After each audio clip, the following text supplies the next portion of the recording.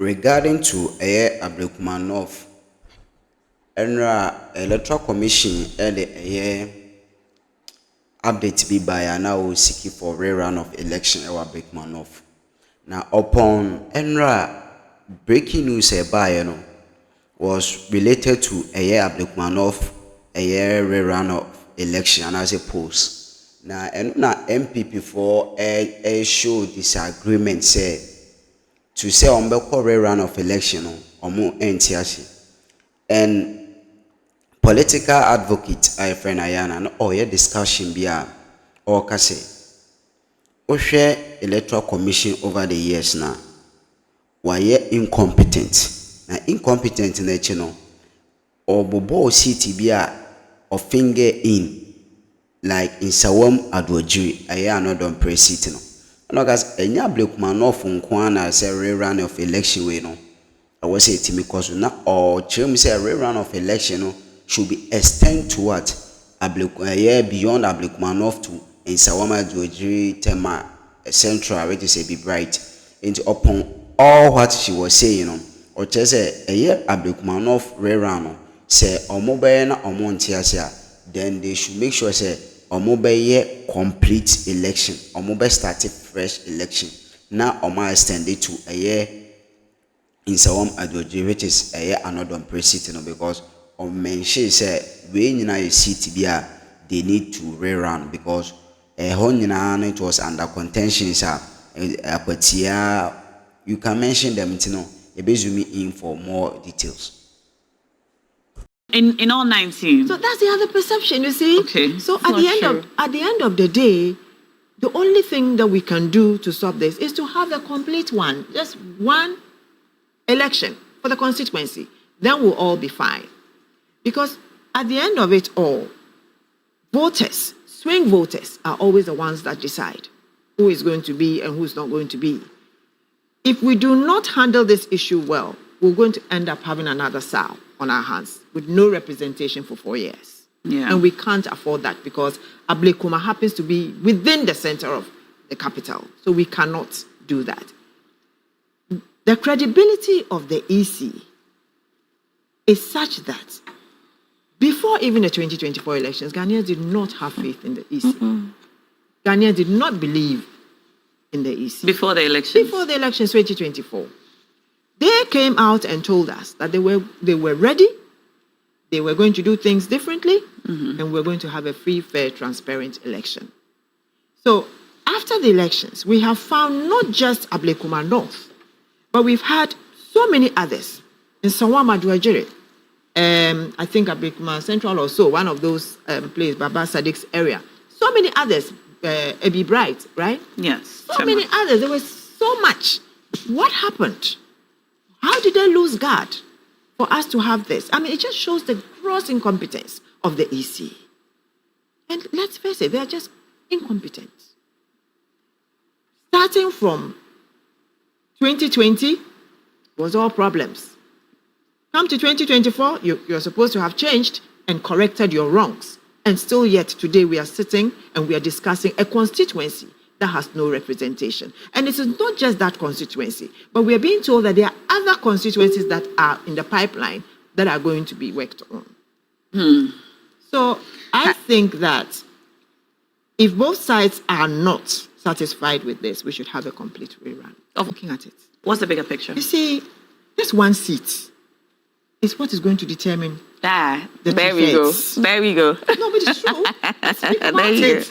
It's what's going to determine the 2/3 majority. Yeah, and so Dalim just puts a layer to the conversation. You understand? So if you're looking at it, this is a very crucial seat. It doesn't matter if the 4 independent members of parliament have decided to side with the NDC. What normally would happen is that any time that you want to pass a bill or whatever, you have to negotiate with these 4. It can be expensive politically.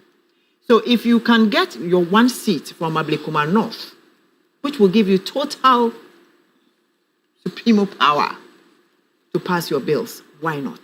So you see that this particular one seat is a very crucial one. And if you listen to almost all the questions that were asked when the Supreme Court judges were being vetted, It was about the third term of JDM. You understand? So looking at the situation, the NPP is scared of a third term for JDM in the event that they get this one seat, have majority in parliament, and then they can change whatever. It's not going to happen. I wish that they could just understand that Ghanaians have come full circle, and we understand when it says 2 terms. All right. You understand? So whatever it is, my final thing is, if government can afford to find money to give to the EC, then it should, so that we'll have a complete rerun of the whole constituency. Of the whole thing. Of the whole thing. All right. That way, nobody's going to say, I didn't support or I didn't do this. All right. Unfortunately, we don't have a very competent EC, so that's our problem. All right, I'll read some more messages and we'll continue our conversations in the studio. We're going to be joined by Gloria Ofori Boydu. She's a lawyer and human rights advocate to answer the questions on the legal and human rights issues coming up. Legal practitioner. GOB law consult. And electoral. Yes, ma'am. Welcome to the show. I was waiting for you to get pictures so that we introduce you properly. So your picture will come up in a moment. But on the screen now we see the declaration of results in Ablekuma North, Thank you. where the EC referred to as a declaration done under duress. All right, and more pictures coming to you from various polling stations in Ablekuma North in December last year. All right, so to properly introduce and welcome our guests, we have been, Were not verified. The 19 polling stations were not verified. The 18, was verified by their officials. Yes. But the 19 was not verified by the officials. The issue or the reason the 37 were disputed is because they were scanned copies. Absolutely. Which were presented by one side. So that's the issue. But let's move on from that so that we'll be able to discuss our second topic as well. But since you have just joined us, I'm going to come back to you. The NPP has given us an indication that, well, they did not agree to this at the meeting. They did not agree to the rerun in 19 polling stations at the meeting. The NDC also said they did not agree. However, the Emma has given us an indication that their goal is for this to be done for the people of Ablekuma North to have representation properly, and so they will comply. Should the NPP decide not to comply, should they decide not to participate in this rerun because they did not agree to this number at the meeting where this decision was taken, what are the possible legal repercussions of such a decision? What will happen? Should they decide to go to court? What can they do? I can't speak on that because I was not at an MPP meeting. I'm asking you from a legal point of view. There are two parties, opposing sides, okay? They have gone for a meeting to decide what to do. They did not agree to the decision that was presented to the public after the meeting. Should they decide not to participate in the election because they didn't agree? Should they decide not to participate? What are the possible remedies, if you like, that are available was to it them? an IPAC meeting? It was a meeting between the NDC, the NPP, and the Electoral Commission. Oh, okay. I'm yet to be informed on that. I have no idea, as to the outcome of the meeting. But I believe that every party, including the smaller parties, as we call them, stakeholders. Yes, and stakeholders need representation. In fact, that talking about the one, when we looked at the regulations, they said the candidate with the highest votes will get the seats.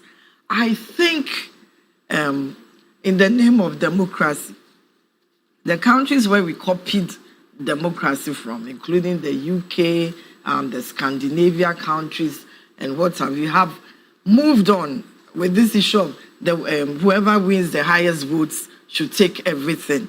They moved on to look at smaller parties, representation, inclusivity, so that you can't have someone having 5 million votes and the person takes over everything. And you can't have another party having 4 million and is not represented. And then you can't even have smaller parties not being seen anywhere. So at this juncture, our appeal to our Constitution Review Commission, right? Or committee to look at this whole issue of majority just taking taking over and then people not being represented. I think it's the issue between the parties is there's a deeper contention than just what we see. I think it's all to do with representation. So I'll humbly plead with the CRC that we are tired of only having a sector of our population represented when it comes to elections. We should sit down and look at practices everywhere. We should, including our political scientists, we should not be lazy. We should sit down, look at our social structure, look at our representation structure, look at our political party systems, look at the winner-takes-all system, look at the two majority parties who have been shuffling so far since 1992 when it comes to political, representation in respect of the executive and parliament. We should also look at the other parties. They are also representing some sectors of the society. That's what we should be. In fact, the whole CRC, if it does not look at this issue of representation sufficiently at the grassroots, at the local government, in parliament, in the executive, to capture all voters and all votes, then they wouldn't have done anything. That should be the mandate, in fact, their core mandate. Because if we go on like this, where people are not represented, there'll be no fairness. And with time, where there's no fairness, there's no justice. And where there's no justice, there will be no peace. So that's a call to the constitutional review. It is because of this issue of this one Ablekuma vote, this one seat, making the 2/3 a possibility. Having the NPP think that if the Parliament of Ghana has 2/3 majority, they can decide that Mahama can go for a third round, even though it has to go to the Supreme Court, for the Supreme Court possibly to interpret. You understand? So this whole 1964 maybe is playing around the circles, that, there was a time, and then they went and closed up. So many things have happened. My father was standing in Boko in 1969. They hadn't finished counting, but he had lost. You understand? So, and that was a different EC. 69. And so many other times, it has happened to so many people. People go and vote, and it's only one vote. You go and vote with your wife, it's only one vote that you get. Even in recent elections. We have had ECs in this country, we can count them, that I have seen in my life, whose house is being guarded by military men and policemen. Who moves with the military? We didn't see it with Afarijan. Why? What was it that she was doing that she felt was not good, or she felt her life was threatened? Well, we see a lot of messages and comments like this, calling her incompetent and calling her names. So I see is it wrong for her to want protection? Why? Afarijan works. Afarijan was one of the longest serving ones, and he was working free because what he was doing was according to his conscience. So if the EC, if Boss Manasari can come and sit in Parliament and say that there's not going to be a rerun, and then the next moment he comes and says there is going to be a rerun, and you want us to say they are competent? If we can have a whole election petition and the person who was in charge of that petition is not given the opportunity to speak, you want us to say that is competent? Please. The whole issue is that we all understand in this country that EC is an autonomous, independent entity. Fine. And there are reasons why they are given that power. But you don't come and rub it in our faces. We don't want to go back. We don't want people to think that we're witch hunting or we are stressing on the EC. But the whole thing is that let us not say that this EC is so competent or is, I don't know. This EC is an incompetent EC. This EC almost took us to the brink of war. No. Oh, yes. That's your opinion. Rodlin, let's not take it there. No, because let's not take it there. Let's not, Rodlin. Let's not. Because if you have an EC, that's my opinion. And I'm sitting here and we are all entitled to our opinions. Because at the end of the day, if you do not run the thing fairly and squarely to what is on the table, then it means that you are actually making us.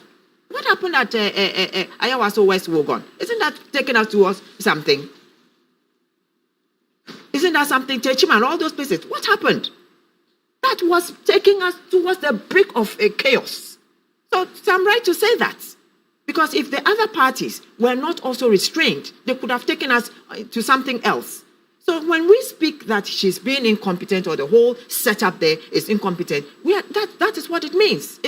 We are speaking from that angle. Okay. I will say that the EC from 1992 has supervised changes of government and sustenance of government based on declaration of results. And so far as they continue to do that, we should be proud of them. We should not look down on them, because we don't want a period of anarchy, as happened in 1964, when no ballot boxes were covered and people were refrained from, And then we also don't want that anarchy where people will go into collation centers. In fact, I think now the EC, and not only the EC, but the presiding officers and other electoral officers must be guided and protected. And because of what has now transpired, after just time, we didn't have people rushing into collation centers to destroy, materials. But now it's happening. Why? So for the sake of peace, fairness, and justice, we must always have our electoral commissioners protected. But at the core of it, we must look at a constitutional change where people feel represented, whether they win the majority vote or not. All right. And I really wanted us to wrap up this conversation, but when you say that we should hold the EC protected or keep them protected, all officials, because of what is transpiring, all people officials rush into collation centers. I voted. I remember once I stood as an assemblywoman, and at 2 a.m. when ballot boxes were coming in, we were drinking malt and relaxing and taking it easy. In which year was this? Oh, that was 2002. Okay. Now with what transpired, I don't think anybody can enter a collation center, so let's party and take it easy as we are collating. Because look at how people rushed in, destroyed. So let's look at history, let's look at practicals, let's look at the future. Yes. If we cover up, we cannot resolve the future. And the question that has been asked is that what happened this time that made people think that they ought to come to the polling station to protect the ballot box or whatever it is they were there to do? The collating center, not the police, the collating center. Yes. Why did that happen? Officials said their lives are in danger. You remember? Because we didn't trust them. Yes, we saw that happen live on television. Rodlin, I think you should even be going, listen, you should be supporting, because I'm talking of representation. You belong to a party that represents people, but hardly gets into parliament. And so anytime they are calling for parties represented in parliament, you are not there. Is that what you want? Let's look at representation. People are scared. The EC being fair. Exactly, but the EC also goes by the constitution. So our constitution should make provision for even the lesser votes to be counted for. You get me? It shouldn't be just winner takes all. Then others like your party are not represented. Proportional representation is well, I don't like using big words, but I think we should do our research. At the end of it, otherwise, now it's getting worse. People are rushing into collation centers instead of partying in collation centers. Everybody's vote must count. It's ridiculous. And now the EC officials are scared. Some have vowed they are not coming back. Why should that be? Why? Because they are not probably doing the right thing. So they all need to be protected now. The times have changed. And then our constitution, which is the fundamental problem, should be changed. Let's do the right things. When you're doing the right things, you are not afraid. Let me just read some messages coming in. Now, please, when our lecturer talks about protection, does she mean protection from public comments as well? Because so far as I am concerned, all I see is us sending you messages telling you that we feel that the EC is incompetent. Has anybody attacked the EC's person? All right. More messages coming in. Madam. EC officials have been attacked. They know. All right. Mensa Majid from Bechem says, Mensa is the problem of the day. I'm totally upset on how Sal was denied representation for 4 years. We are praying for free and fair elections on the 11th of July. My regards to, Honorable Awudu Razak. All right, thank you for sending that in. Now, we simply do not trust the EC, and that's from Dominic Dan. So, Iman Abubakar says, that's NPP for you. They will not change. All right. George says, I can't even believe what I'm hearing right now. Okay, I don't think I should read the rest of that.